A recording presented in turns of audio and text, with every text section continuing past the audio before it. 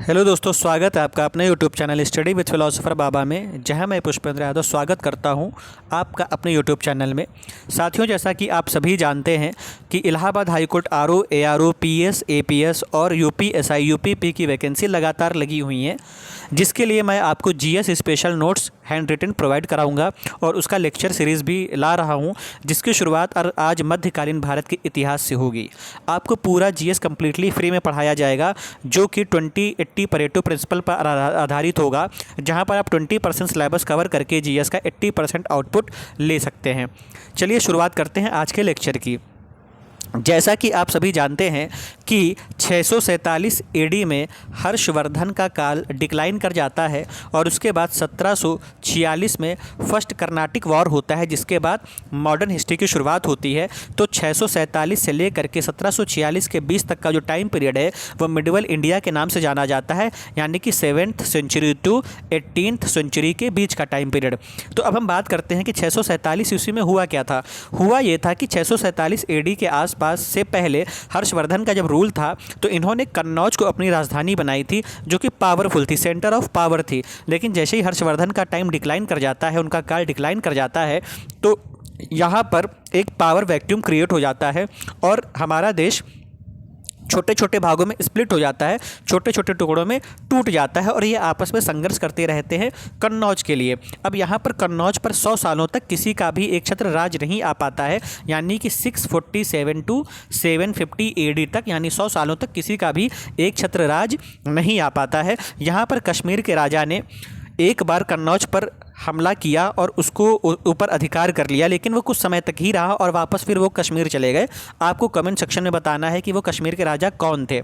इसके बाद होता क्या है कि ये जो टाइम पीरियड था जहाँ पर रूल करने के लिए कोई नहीं था, तो इस टाइम पीरियड को कहा जाता है पीरियड ऑफ फ्रेगमेंटेशन या पीरियड ऑफ कन्फ्यूज़न के नाम से भी जाना जाता है।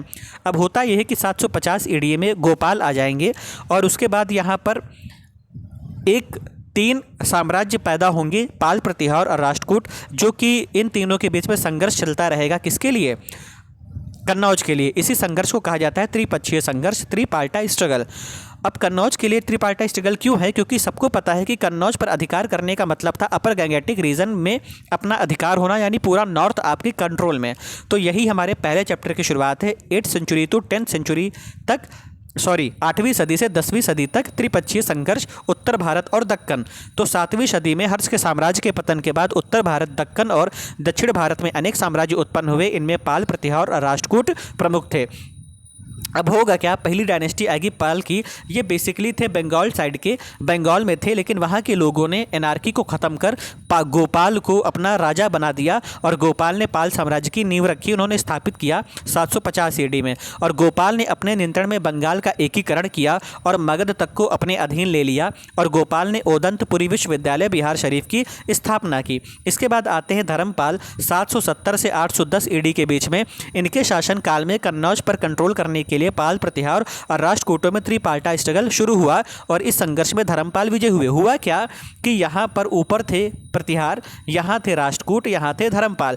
अब ये प्रतिहार आ रहे थे इनसे संघर्ष करने, स्ट्रगल करने, लड़ाई करने, तो राष्ट्रकूटों ने इनको रास्ते में ही हरा दिया और ये लौट के चले गए राजस्थान के रीजन में और गुर्जर प्रतिहार अपनी शक्ति को वापस से एकत्रित करने लगे पावरफुल कमबैक करने के लिए। और फिर धर्मपाल क्या करते हैं, ऊपर का हिस्सा खा ली और कन्नौज में धर्मपाल अपना रूल इस्टेब्लिश करके मगध तक के रीजन पर अपना कंट्रोल कर लेते हैं। फिर आते हैं देवपाल। देवपाल ने अपना नियंत्रण प्राग ज्योतिषपुर, असम और उड़ीसा के कुछ भागों पर स्थापित किया और पाल शासक बौद्ध ज्ञान, विज्ञान और धर्म के संरक्षक भी थे। धर्मपाल ने नालंदा विश्वविद्यालय का पुनरुत्थान किया और विक्रमशिला का विश्वविद्यालय की स्थापना भी की, जहां वज्रयान शाखा की पढ़ाई होती थी। प्रसिद्ध बौद्ध विद्वान शांत रक्षित और दीपांकर ने तिब्बती गुजराती कवि शोड्डल ने धर्मपाल को उत्तरापद स्वामी की उपाधि दी। फिर आते हैं प्रतिहार। कुछ विद्वान कहते हैं कि जो प्रतिहार थे गुर्जरों के वंशज थे, इसीलिए इन्हें गुर्जर प्रतिहार के नाम से जाना जाता है। इनके पहले रूलर का नाम है नागभट्ट फर्स्ट, 730 से 756 एडी। ये गुर्जर प्रतिहार वंश के संस्थापक थे जिनकी राजधानी भनिमाल थी। फिर आते हैं नागभट्ट सेकंड 800 से 833 ईस्वी। इन्होंने पाल राजा धर्मपाल की सेना को मुंगेर के पास हरा दिया और इन्होंने कन्नौज को अपनी राजधानी बनाया, और लेकिन वो राष्ट्रकूट राजा गोविंद तृतीय से हार गए। फिर आते हैं मिहिर भोज फर्स्ट 836 से 885 ईस्वी। ये इस वंश का सबसे महत्वपूर्ण रूलर था। इसने कन्नौज को फिर से अपनी राजधानी बनाया और वो अपने कंटेम्प्रेरी राजाओं पाल राजा देवपाल और राष्ट्रकूट राजा ध्रुव से हार जाता है। और मिहिर भोज कैसा था? वैष्णव मतावलंबी था। इन्होंने आदिवराह और प्रभास जैसी उपाधियां धारण कर रखी थी और इनका जो महत्वपूर्ण लेख प्रशस्ति है वो ग्वालियर से मिलता है। फिर अगले रूलर आते हैं महेंद्र पाल प्रथम 885 से 909 ईस्वी में। इन्होंने प्रतिहार साम्राज्य को अक्षुण्ण बनाए रखा और इनके दरबार में राजशेखर निवास करते थे जो इनके राजगुरु थे। इनकी रचनाएं क्या थी राजशेखर की? कर्पूर मंजरी, काव्य मीमांसा, हर विलास, भुवन कोश, बाल रामायण। इनके काल में अलमसूदी 915 से 16 में बगदाद से भारत आया था। इन्होंने प्रतिहारों की शक्ति और प्रतिष्ठा का वर्णन करते हुए प्रतिहार राज को अलजुज्र कहा है। अलजज्रु कहा है या अलजुज्र कहा है। संस्थापक राष्ट्रकूट के कौन है? दंती दुर्ग। इनकी राजधानी शोलापुर के पास माल्यखेत या मलखेड़। ध्रुव इस वंश का एक महान रूलर था जिसने कन्नौज पर अधिकार के लिए त्रिपक्षीय संघर्ष में हिस्सा लिया। फिर इनके राजा आते हैं अमोघ वर्ष। ये एक अन्य फेमस राजा थे जिन्होंने 64 सालों तक राज किया और वह जैन मतावलंबी था। उसने कविराज मार्ग नाम के कन्नड़ ग्रंथ की रचना की थी। इंद्र तृतीय और वल्लभ राज अन्य फेमस राजा हुए और फिर आखिरी राजा प्रतापी हुए कृष्ण तृतीय। ये अंतिम प्रतिभाशाली रूलर थे जो मालवा के परमारु और वेंगी के पूर्वी चालुक्यों के साथ युद्धरत रहे। इन्होंने चोल राजा परांतक फर्स्ट को 949 में हराया और राष्ट्रकूट राजा कृष्ण फर्स्ट ने एलोरा में कैलाश मंदिर बनवाया। और उसके बाद फिर अगला चैप्टर आएगा चोल एम्पायर, जो कि हम पढ़ेंगे कल के सेगमेंट में।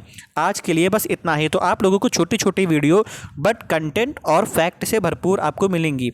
तो आप लोगों को कैसा लगा ये वीडियो आप कमेंट सेक्शन में ज़रूर बताइएगा। और जो सवाल पूछा था मैंने कि पाल डायनेस्टी के आने से पहले कश्मीर के एक राजा ने कन्नौज पर अधिकार किया था कुछ समय के लिए, उस राजा का नाम आपको कमेंट सेक्शन में बताना है। तब तक पढ़ाई करिए, मेहनत करिए, पेपर को क्रैक करिए। हर हर महादेव।